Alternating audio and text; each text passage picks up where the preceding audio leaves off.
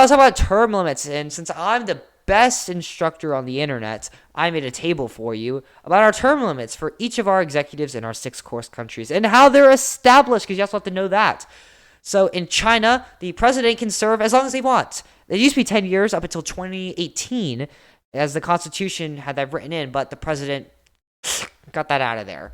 Okay, so Iran, the supreme leader is the head of state, and they serve for 10 years, and they are selected by the Assembly of Experts, and this is established through Iranian law. The president has term limits as well for 4 years a term, for 2 terms like the American president, also set by Iranian law. Now, our next 3 countries have a written constitution. The UK has an unwritten constitution, but they abide by certain constitutional principles.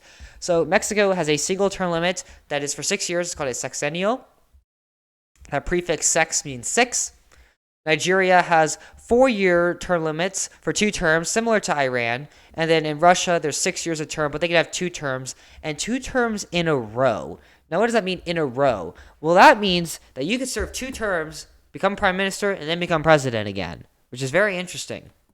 And these are all established through Constitution. In the UK, there's no formal term limit, but when that majority party changes in Congress, that prime minister is going to change.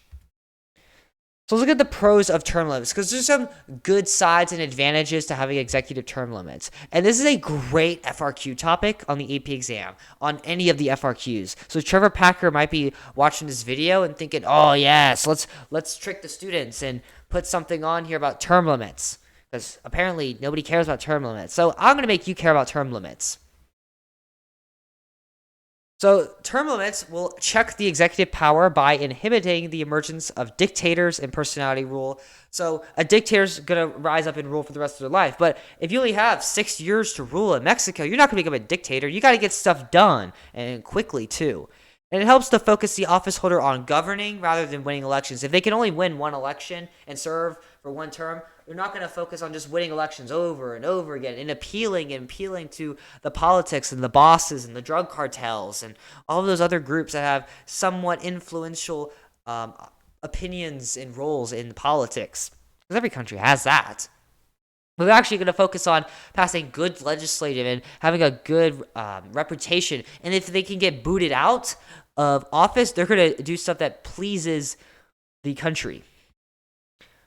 It also provides opportunities for new leaders with new ideas, backgrounds, policies, or goals. Let's say the interest of the country changes after 10 years because of some big event like a war. A new executive could represent the newfound interests of the people. Also bring in new ideas that people may have not thought of before, or compromises that haven't been offered yet. Now, there are some downsides to term limits. So the first one is it will force some good executives to leave offices. So people with good charisma may have to leave, even though people like their face too much. It also allows insufficient time for an office holder to achieve goals. Maybe there's a policy that they have to enact in stages, or there's not enough time for the legislator to approve or implement an action before someone else comes in and repeals it.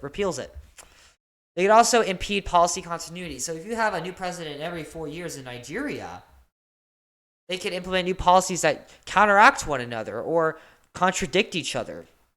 It also create a lame duck period for the office holder. Now, what does that mean, a lame duck period? And that's essentially the period between an election when someone is voted in and wins the election before the time that they are brought into office. So in America, this is about 2 months from election day to early January. And this can range by country to country. And this can be created as a result of term limits because they have to bring in someone else and approve them and do all that fun stuff. It also prevents the office holder from building experience as a chief executive. So in America, you have 2 term limits. In Nigeria, same thing. You got 2 term limits for 4 years. And in Iran, too. So they may build experience, maybe getting more comfortable or understanding how to conduct their role. They're not just learning how to do it and boom, boot it out, let's bring in someone else. It also can cause poorly designed policy. They may feel rushed to implement and enact policy and change within the country. Thanks so much for watching. Please like and subscribe. It's free, which means it costs $0, and it really does help me out. Leave a comment down below with any questions. I'll be happy to answer them. There's some links down below in the description with practice tests, key terms, guided notes, all that fun stuff. Head on over to the next AP Comparative video on some really cool political stuff.